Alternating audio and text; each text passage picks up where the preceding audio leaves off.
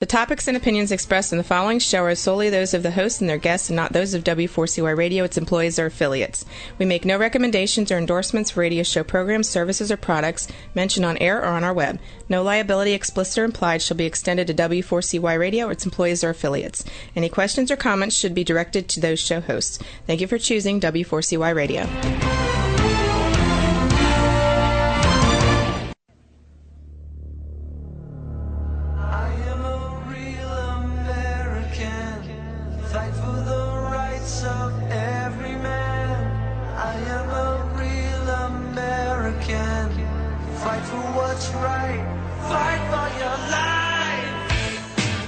Welcome to Human Rights and Justice for All. I'm your host, Greg Malone. I hope you're having a great day, as am I. I am in West Burlington, Iowa, way down to the southeast corner of Iowa today in a very nice hotel here.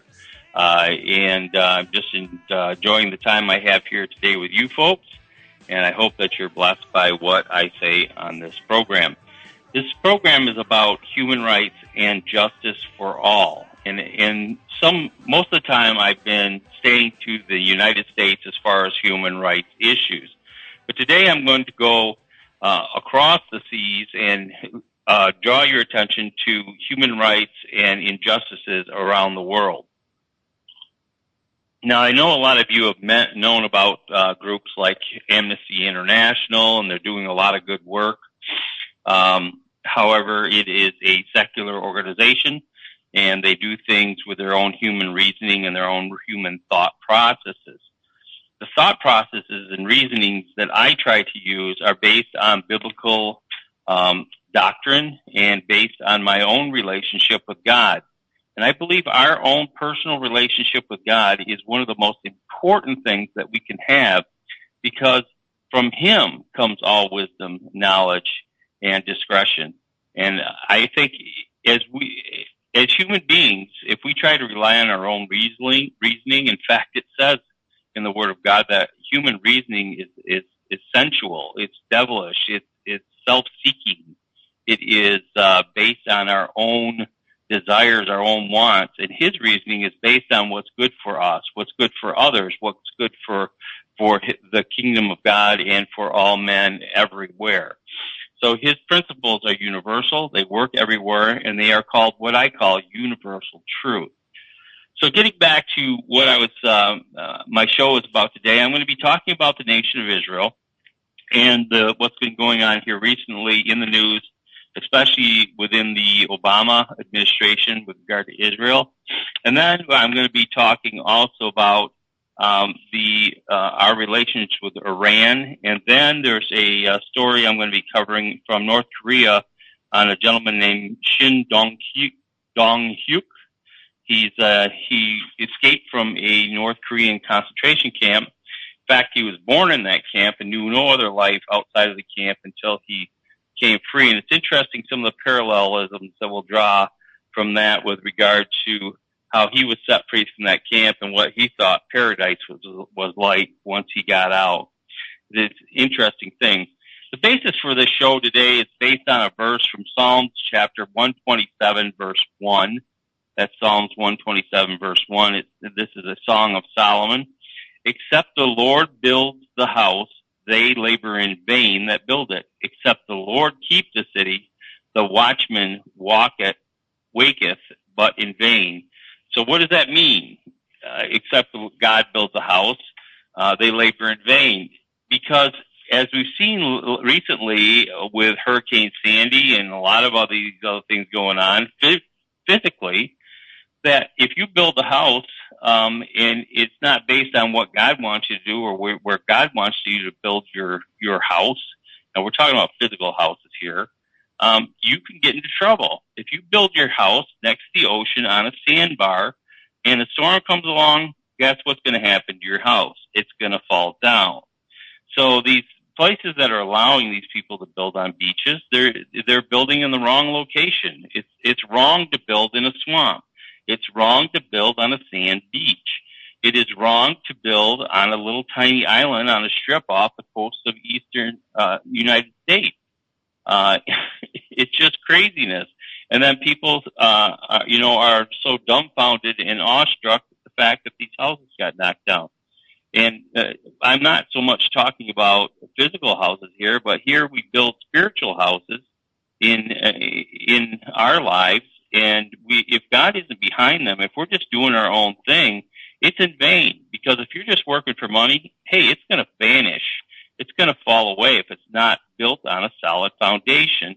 And that foundation is what I truly believe is God, because He loves us, He cares for us, and He wants the best for us. So anyway, getting back to Psalm 127, except the Lord build a house, they that labor in vain. Except the Lord keep the city, the watchman waketh in vain. Or the watchman wakes up for nothing, because the city will be overthrown if it's not kept by God. And I believe the nation of United States of America has been kept by God. We can see His hand at every turn with wars that we fought for our independence, with the Civil War that was fought, that kept the country unified. And now we are seeing the very basis of our country in peril, and the attitudes and ideas of the people of this nation. This is not all President Obama's fault. He is a man just like everyone else. He's God's man for this time. God says promotion comes from the Lord, and the king is there because he was promoted. Or President Obama is where he's at because he was promoted to that place by God Himself. And a lot of people don't like that fact, but it is absolutely true. So getting back to this, what I'm saying, God keeping the nation, God is the one that is keeping our nation from being attacked, from being torn apart internally or externally. He's the one who's in control. Now, we saw 9/11, that happened, terrible thing. Some people, and some even Christians, say it was a judgment of God. Obviously God knew it was going to happen. God allowed it to happen. Whether or not it was judgment from Him for anything, I don't know. But I do know this much, that those who trust in God and whose hope are in Him, bad things can happen to you, but God still is your rock. It doesn't matter what happens to you. God is the one who protects you and who keeps you and whom you look to. So this is what my concern is with the United States. Now let's relate that to the nation of Israel. The nation Israel is this thin little strip of land on the east of the Mediterranean, surrounded by enemies, people that hate it, that want to see it destroyed and killed. And they have even people on the edges of their borders who want to see them killed and destroyed and want to see them driven in the sea. Whole nations have dedicated their whole foreign policy on the destruction of what they call the Zionist state. And yet Israel still is there. It is prospering. It is doing well financially. And it is one of the safest places. You can fly Israel's airline, El Al, I believe is the name of it. And you can fly that just with perfect safety. And, oh, yeah, they don't need a TSA to completely strip search you to keep their flight safe. They do profiling, and as far as I'm concerned, nothing wrong with profiling.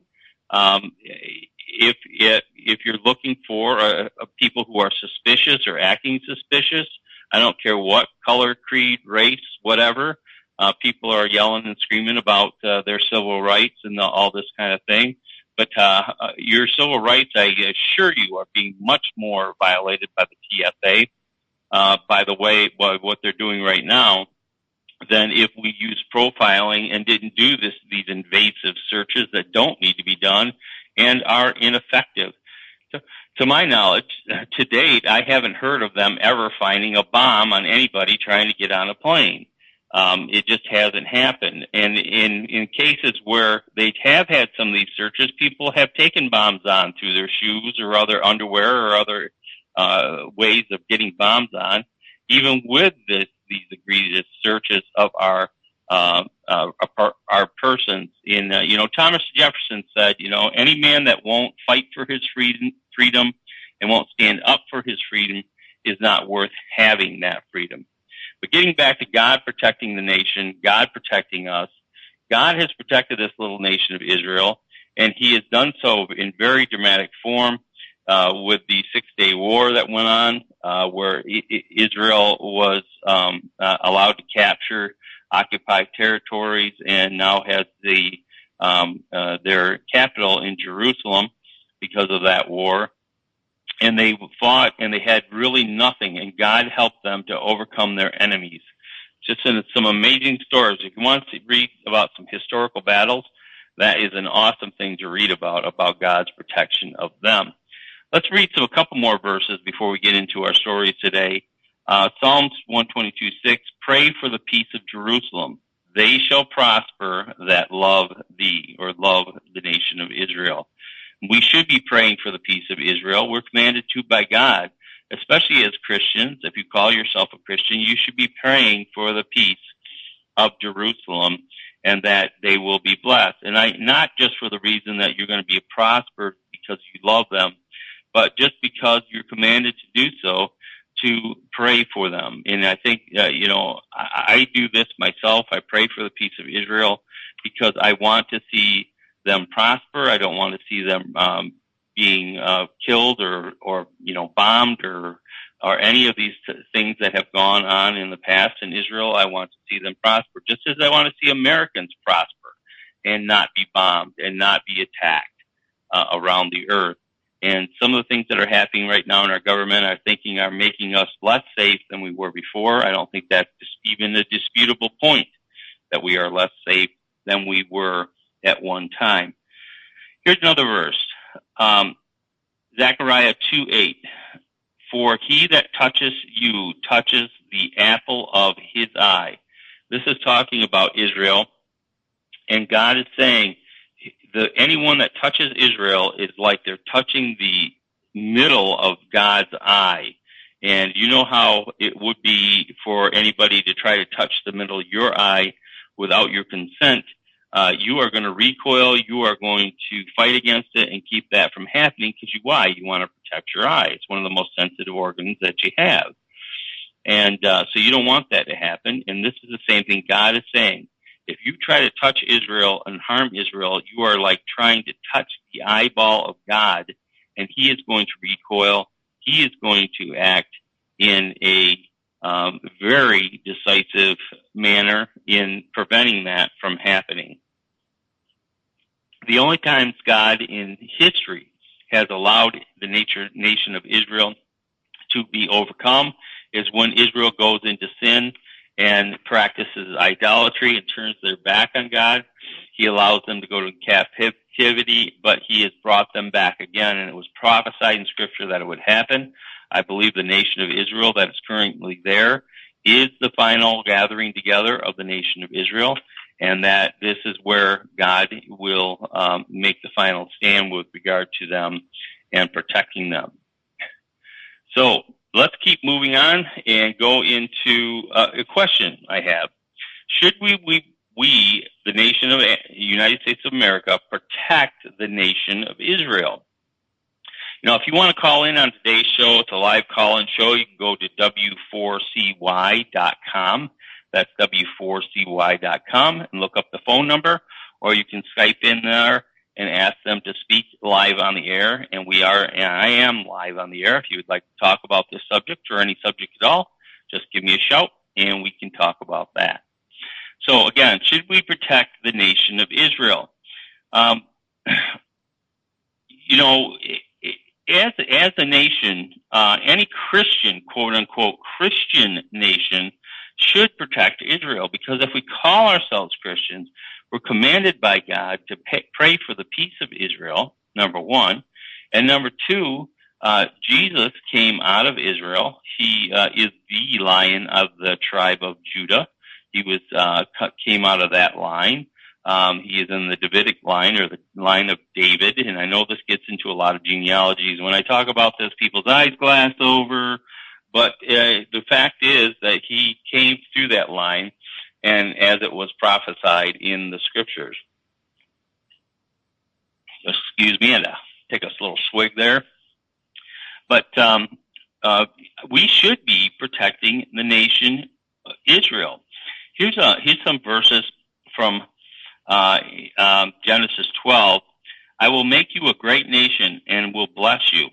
I will make your name great, and you will be a blessing.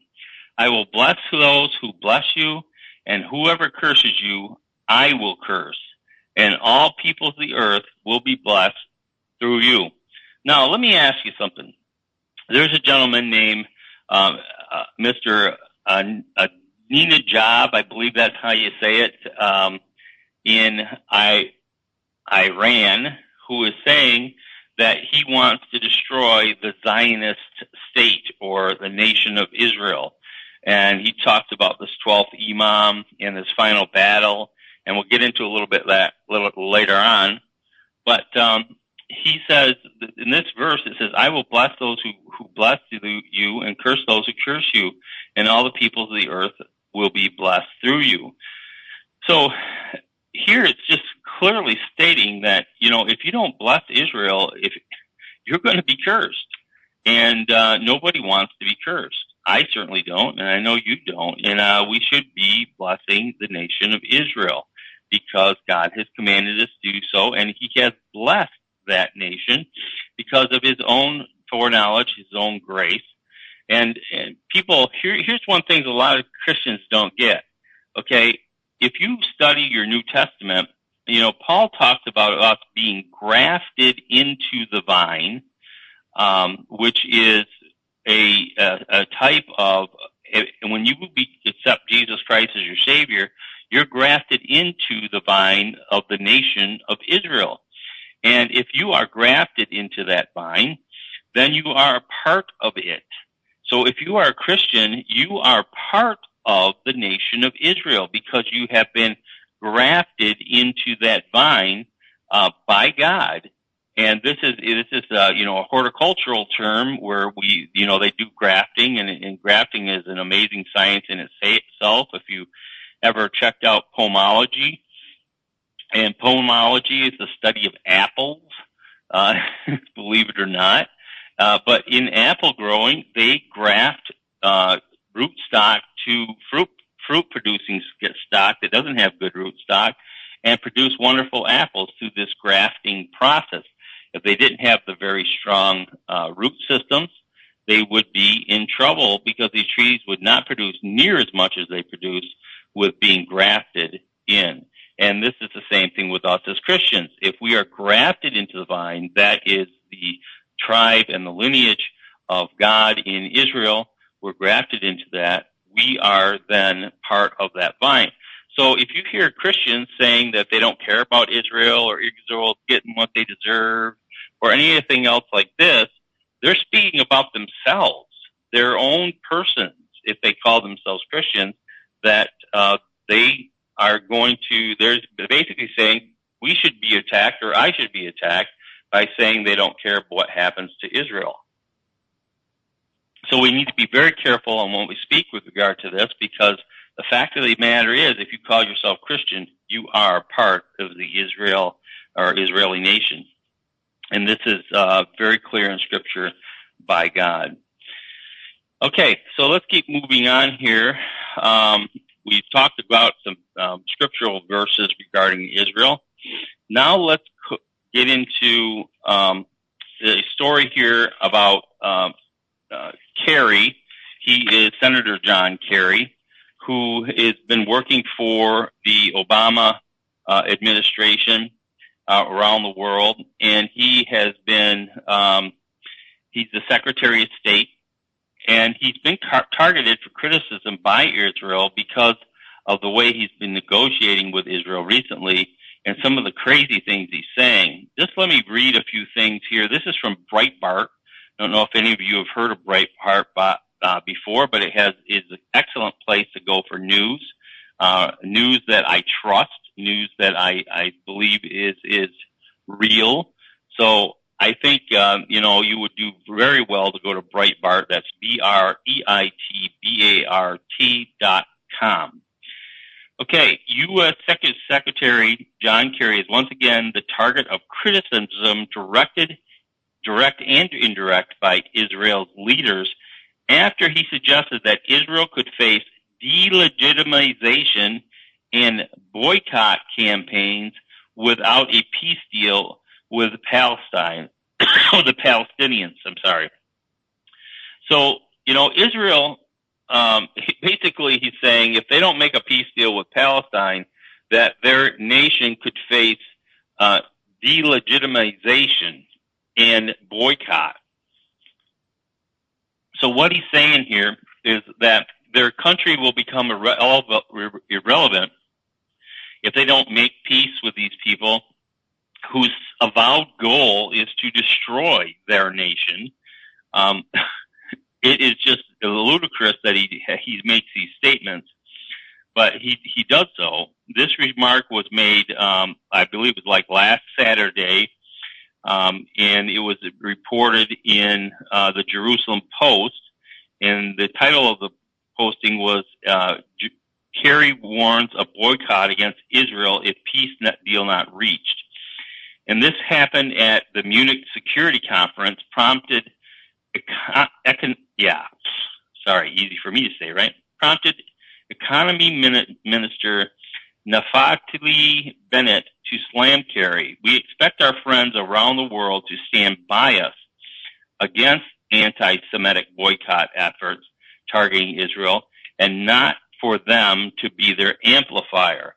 So the economy minister from Israel basically blasts Kerry and says, you're telling us that if we don't agree that we're going to be delegitimized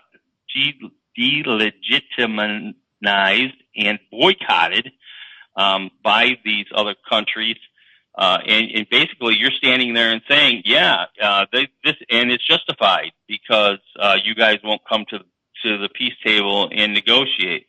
And part of the reason why they won't come there and negotiate is because they've done so in the past, and they've gotten burnt by this. They've worked out peace deals. Every time they work out a peace deal, once the period of time is up, then they go back to the same actions and activities that they went to before, demanding more and more land and wanting to do away with the nation of Israel. They want their own Palestinian state. This is what they're pushing for. And until they get it, they will use any means necessary to attack and tear apart Israel, even unto the destruction of it. Prime Minister Benjamin Netanyahu also responded, albeit indirectly, dismissing the threat of boycott. He said, firstly, they only serve to make the Palestinians become more entrenched in their stance of refusal. Secondly, no pressure will make me abandon the state of Israel's vital interest, of which security of the civilian population is the foremost. So the Prime Minister of Israel is blatantly saying, I'm not putting up with this. If you guys want to boycott us, you can go ahead and do so. It's not in your best interest. And my goal is to protect my people. The security of the civilian population is his foremost goal, and I think he is very correct in doing so.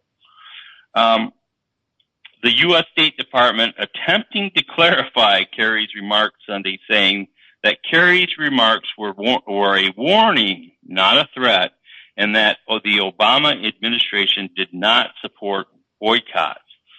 So this is an interesting wording, that the Secretary of State's remarks were a warning and not a threat.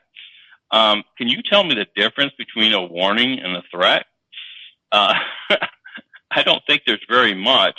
If you're warning someone, you're threatening them that you're going to do what you say you're going to do, or that these things are going to happen. So again, the Obama administration stands behind their statement, and they are not supporting Israel. They are allowing Israel to basically go it alone here on the earth today, and are opposing them in many different ways with many different groups that President Obama is working with, whose, again, avowed stance is the destruction of Israel and the quote-unquote the Zionist state. Okay? So I guess that's enough on that story from Breitbart, that Israel we should be standing by Israel as a nation. We should be electing leaders that are standing by Israel and taking to heart the fact that Israel is a people protected by God. If you don't believe that, study the history of Israel coming into being.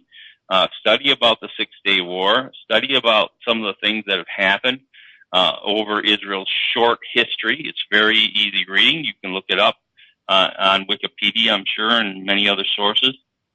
If you don't believe me, study it. And if you don't believe me, study the Bible. And every nation that has ever come against Israel or done anything against Israel, God has defended them. Even when Israel was in the wrong, they are his people. They are his chosen people. And how many of you have defended even your family, their right to be protected, even if they did do something wrong, that you prevented them from physical harm or something like that from another source, because they are your people. They are the people that you love, and these are God's people, and these are our brothers and sisters if you call yourself Christian.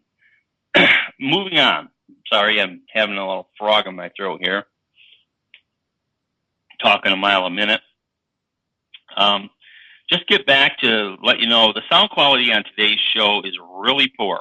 And the reason it's really poor is because my laptop died. And because my laptop died, I am doing this off of my Android phone today, unfortunately.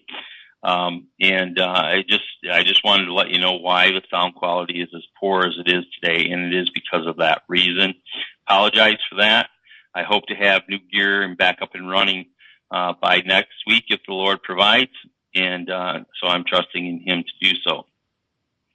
Okay, now this is a story from Iran, and this is about some of the negotiations that have been going on with Iran with regard to their nuclear aspirations.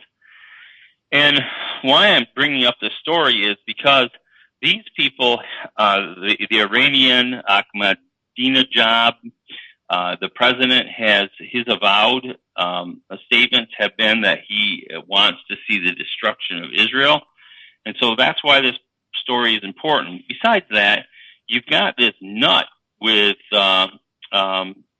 his finger closely getting to, if not already getting to the point where he will have nuclear weapons. Now, we've seen what's been happening in the Middle East and among these nations. Can you imagine Iran with a nuclear bomb? Can you imagine Iran producing nuclear bombs and giving them to some of these terrorist groups that they support, such as Hezbollah? Now, I'm going to read a little statement here in this article. Again, this one is from the Daily Caller, it says, the Islamist Republic, this is Iran, spends billions of dollars supporting the terrorist group Hezbollah, its network of terror cells around the world, and the Assad regime in Syria, solidifying its grip on the country. So this is who we're making negotiations with. Now, the stated policy of the United States of America has always been, we do not negotiate with terrorists. Well, apparently we do now. We not only negotiate with terrorists, but we negotiate with people who support terror organizations to the tune of billions, that's with a B, of dollars around the world. And if this story doesn't chill you, I don't know what will. This is from the Iranian commander. We have targets within America. This is posted by Reza Khalili. I believe this was posted on February the 1st. The top commander of Iran's Revolutionary Guard boasted Sunday that his forces have plans in place to attack the United States from within, should the U.S. attack the Islamic Republic. America, with its strategic ignorance, does not have a full understanding of the power of the Islamic Republic, Brigadier General Hosseini Salami said on a television interview. We have recognized America's military strategy and have arranged our abilities and have identified centers in America for attack that will create a shock. So this guy is saying they already have sleeper cells or groups of people within the United States, and I believe him, that are ready to attack should we attack the nation of Iran. Why wouldn't they? What if you are a very small country, you're being attacked by a very large country, what is your only defense? You're going to try to demoralize the people who are funding this attack at home in an attempt to stop the attack. Basically saying if we make it more painful for Americans at home, the United States will back off. So we see, he says he's got people in place in the United States right now. And, we see the Homeland Security tapping all of our phone calls. They're going through all of our emails. And they're doing so because there are threats within the United States, credible threats within the United States, and they're trying to pick up on them. That's why they're doing that. Am I saying that's right? No, I'm not saying that's right. I mean, if anybody out there has ever read George Orwell's 1984, you should do so. If you're a young person and you've never read that book, George Orwell's 1984, you should go out and get a copy. You can probably download it off the internet and listen to it even as a live streaming book. And you can get that very easily. I'm sure if you had to buy it, it would be very inexpensive, probably a penny on Amazon.com. But a very good book, and it's talking about Big Brother in that book and how he's watching us. And it was written, I don't remember the year it was written, but it was written during George Orwell's time. It was since passed many decades ago. He was predicting the future, and man, he had it right on. So this is something that we should be completely aware about, that's what's going on in our nation right now. And the reason they're saying this is going on is to protect us, obviously.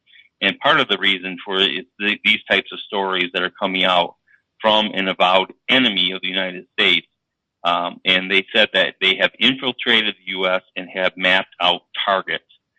We will conduct such a blow in which America will be destroyed from within, the Salami says. He's the brigadier general of a major nation in the world, and he's saying that.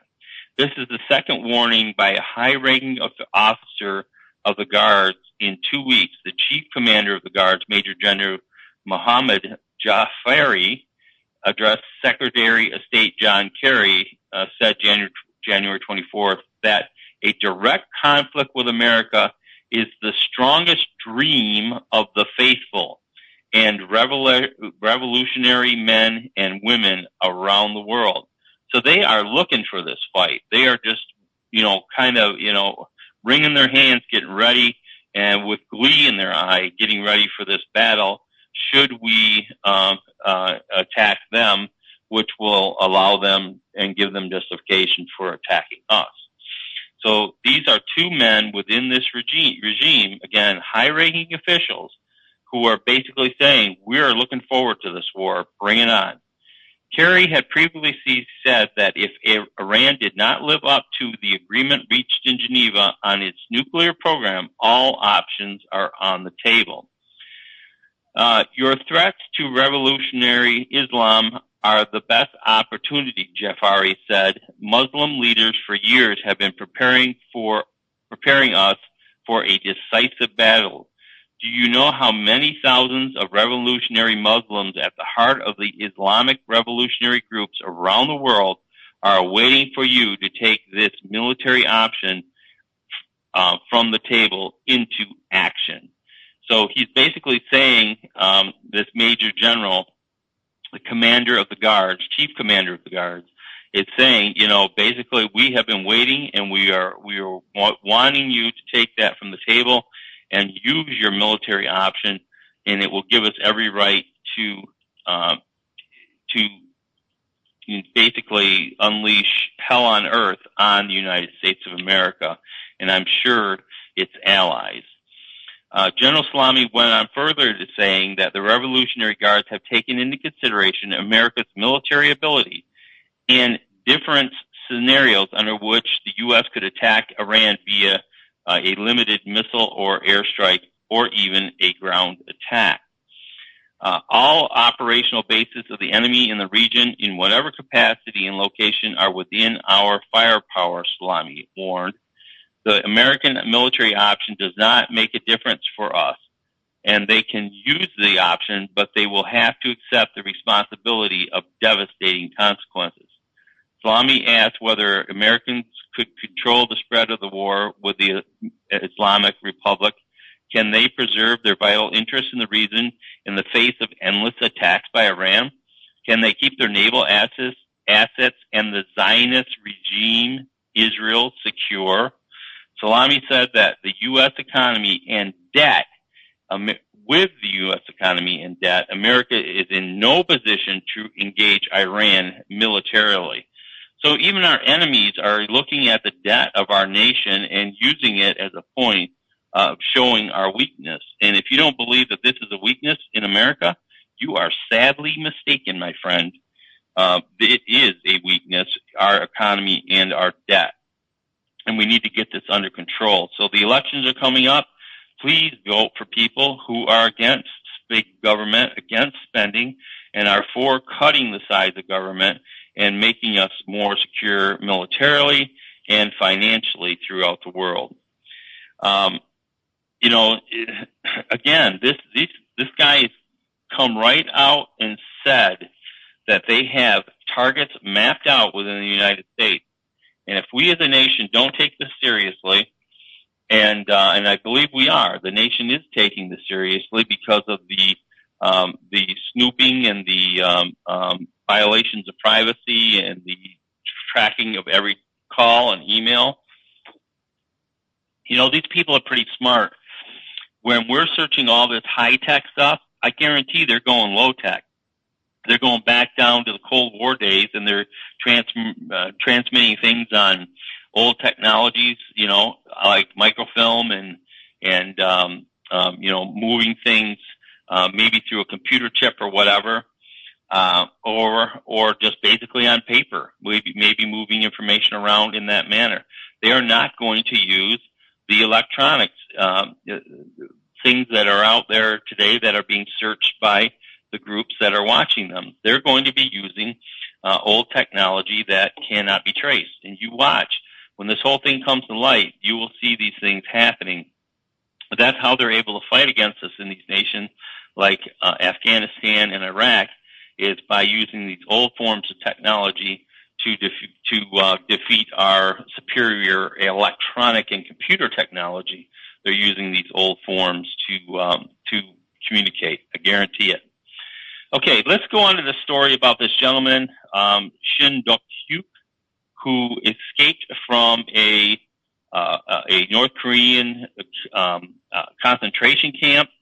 And these concentration camps are really not even known by a lot of people, but they actually exist, and they are killing their own people in North Korea and treating them with absolute indifference and torturing and murdering them just because they don't support, quote unquote, the supreme leader. So this gentleman is the only concentration camp escapee he exposes the regime's real face. And this is, again, an article by Emily Dyer. North Korean soldiers protect the greatest human rights abuser in the world. This is per Shin Dong-hyuk, one of the few known survivors of North Korea's prison camps, traveling to London last week to share his experiences in Parliament at an event held by the Henry Jackson Society. Now, if anybody out there doesn't know what the Henry Jackson Society is, again, you can go on the internet and search it. It is a British think tank, and it is dedicated to human rights and a lot of other social issues.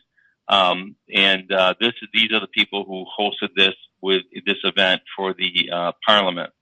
Shin, born in Kaechon internment camp 14, endured 22 years of punishment for the supposed crimes of his parents. Before I get into the crimes of his parents here, if he's in camp 14, there's 13 other camps at least where people are being held and tortured like they're being held and tortured in Camp 14.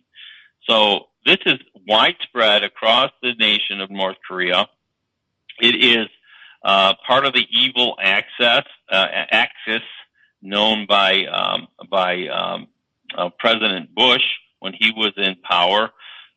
It's just, this place is a place of horror in North Korea. They starve their people, they don't care about their people, and their leaders live lavish lives off the backs of their people and basically do not care what anybody else says, and they want to preserve their life, their way of living, at least the leadership does, on the backs of their people by suppressing them, and that's what these types of regimes do. Any type of regime. If you look throughout history, they have been punished and suppressed people. Anyone who wants to be free, they put it down because it's a direct threat to them. Okay, so he is 22 years of punishment for the supposed crime of his parents. Now, I watched a film on him, I believe it was on YouTube, and he talked about his parents were chosen by the guards at the camp to have children. That's how they arranged that children would be born in the camp. And the reason that they have these people have children is so that they can punish the children after the parents died for the crimes of their parents. They want to keep this going in perpetuum. They want it just to keep going generation after generation so that they can punish these parents, quote unquote, by punishing their children. He is the only one person to have ever escaped from a total control zone, internment camp, and beyond North Korean borders. Many of you in this room may hesitate to compare anything to the Holocaust. Shin began. Hitler killed people of different ethnicities and races, but Kim Il-sung and Kim Jong-il put their own people through starvation and horrendous torture. So this just isn't, you could almost understand why Hitler would be persecuting other groups, because this is traditionally what happens. But these guys, this Kim Il-sung and Kim Jong-il, are killing their own people and putting them through torture just to keep their power and to keep their status. And again, they're violating the laws of God. They are violating the own conscience of their own hearts. I'm sure these people are convicted from time to time by the terrible atrocities in which they're working on their own people, and they are just ignoring it and just continuing in their lifestyle because that's what they want to do. And just here recently, one of the upper officials in North Korea was assassinated or murdered or killed basically as a traitor because he was trying to overthrow this horrendous government. The gentleman Shin, he went on to say, just because people cannot see this, they find it difficult to believe that such things are going on at this moment. Many people think such things are a thing of the past that can be forgotten, but this kind of genocide is in process. So basically, he's saying genocide's happening in North Korea. And again, human rights and justice for all, that's what I'm all about, is I'm bringing this to light, bringing it to attention. And I'd like you to think of this as another parallel where Shin, as he escapes from this camp, it's a type of salvation of being set free from this oppression. And his being in the camp, I'd like to liken to a type of our lives in sin before we were set free by the power of God through the death of his son, Jesus Christ. And he was set free from this situation by God, I believe. And it's a very poignant example of how we are set free also. Unlike the other North Korean camps where prisoners are forced to submit to the regime's re-education program of intense propaganda and brainwashing, those held in total control zones are considered to be subhumans without any chance of release. Notice, this is the same type of talk, the same type of language used in the slave trade, used in the abortion debates, that they're not really human, they're subhuman. They're not really people with the African slaves and the other slaves. that were brought to America and around the world. There are people today in slavery. They're looked at as subhumans. This is the type of language that is used by every regime at any time in history to justify their treatment of people that is inhumane. So they're held in these total control zones, are considered to be subhumans without any chance of release. They do not receive any teaching about the regime or its leaders, meaning that before his time of escape from the camp, Shin had never heard of North Korea's Junchi ideology or the names of Kim Il-sung or Kim Jong-il. But Shin witnessed and endured extreme torture at Camp 14 while working in a garment factory. He was punished for accidentally dropping a sewing machine by a guard who hacked off his middle finger just above the first knuckle. This is the type of working situation you're in. You think you got a bad boss? You drop something on the floor and this guy hacks off his finger. At the age of 14, he was tortured for information about the attempted escape of his mother and brother. After having his hands tied and legs cuffed, he was suspended over a charcoal fire. He still has large scars showing where his flesh used to be. And I've seen pictures of the scars on this guy's leg. You can see where the shackles were around his legs, how his skin is terribly scarred from this abuse he says he suffered, and I believe it to be true. From the incision of a large hook forced through his belly to stop him from struggling to thick rings around his wrists and ankles from the cuffs and rope. He was forced to watch the execution of his mother and brother, two of the dozens of executions that took place every year in these camps. Shin witnessed the death of many young children during dangerous construction work, sometimes up to 5 deaths in a single day.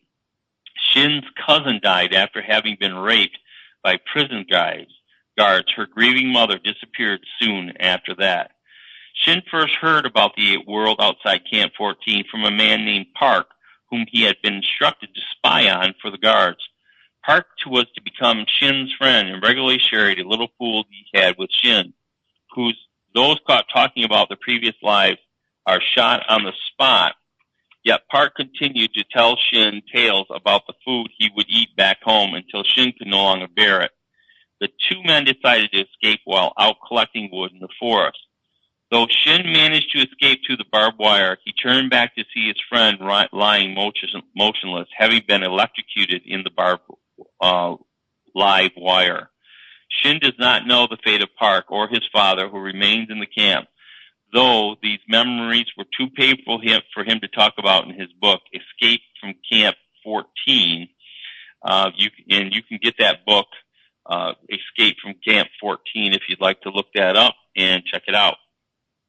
One of the aspects of Shin's story that seemed to shock the audience in Parliament the most was the feeling he described of seeing life outside the camp in North Korea. He compared the moment of being struck by lightning as he saw for the first time what he thought was total freedom, or, in his words, paradise. So deep was his shock at seeing people walking freely about, wearing the clothes they wanted, and chatting to one another, that for several minutes he was convinced he was back in the camp imagining things. It was only after he left North Korea that his perception of freedom was to be dramatically changed once again. Here, he said, here in London is paradise. Being sent into a prison camp in North Korea is, in many cases, difficult to avoid. The regime closely monitors its people, actively seeking out those who fail to meet its demand for total and absolute loyalty, from folding a newspaper so that the crease falls on the leader's face. Can you imagine that? If we had a newspaper and we creased it over and it fell on President Obama's face, this is what they would throw you into jail for. Or forgetting to wear the red pin. Those caught are immediately arrested and sent into internment camps. Extended families vanish overnight, guilty by association of their relatives' crimes, according to one escapee, Kim Jong-il. Many living in Pyongyang, just 70 miles from Yodok, one of the country's most infamous camps, are vaguely aware of the prison camps in the mountains, but do not know what happens inside the camps. We have heard before how the regime lavishes itself with pomp and extravagance, Yet we are guilty of negligence in its most grotesque expenditure of all, the monstrous investment of time and energy spent planning, constructing, and maintaining the camps purposely built for the torture and extermination of its own people. I'm going to end right there with the article. There's more to it if you'd like to get into that. And again, that is from the Telegraph, and the writer is Emily Dyer. If you want to check that out. Well, I see I'm just about out of time for my show. You can see this man's dramatic escape from this camp and how he was set free. You can have that freedom too if you will trust in Jesus Christ. If you'll put your life in His hands, He can set you free from your prison, from your darkness, from your sin, and cause you to live in heaven eternally with Him. My name is Greg Malone. The show is Human Rights, Justice for All. Remember, the power of life and death is in the tongue. Choose life.